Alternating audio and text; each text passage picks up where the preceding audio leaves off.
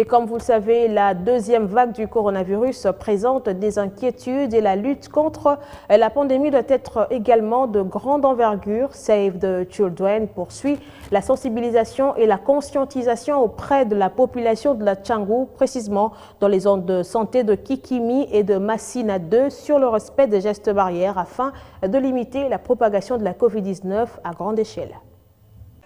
La promiscuité observée à la Tchangou à l'ère de la deuxième vague du coronavirus inquiète et Save the Children poursuit sa contribution à la réduction de la morbidité et de la mortalité liée à la Covid-19.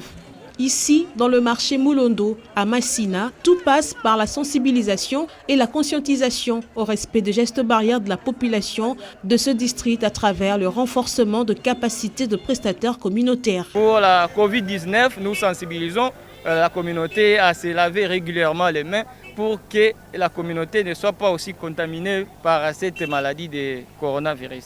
Et dans le marché hindou, toujours à Massina, les relais communautaires sont actifs aux productions des émissions centrées sur la Covid-19 qui ciblent tous les vendeurs et acheteurs.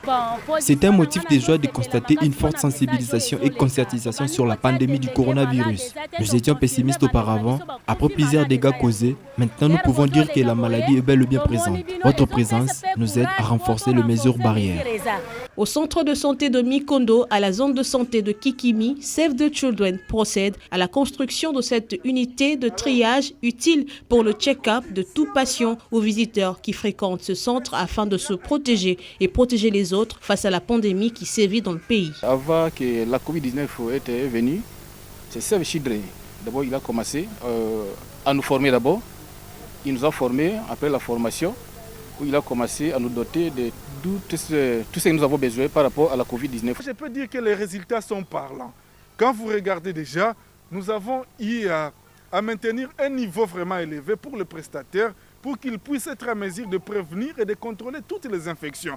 Comme vous l'avez vu depuis l'entrée, tu vois, c'est équipé avec le triage provisoire. Donc, toute personne qui entre dans la formation sanitaire est dépistée. Et ce qui a fait à ce qu'il y a eu diminution des infections associées aux soins. Au grand mot, des grands remèdes, les mêmes méthodes préventives pour la lutte contre la pandémie sont installées dans toutes les 64 formations sanitaires situées aux zones de santé de la Tchangou grâce à l'appui de Save the Children. C'est le cas au centre hospitalier Roi-Baudouin. Surtout pour cette deuxième vague, s'il n'y avait pas l'appui de Save the Children, je ne vois pas comment l'hôpital allait fonctionner.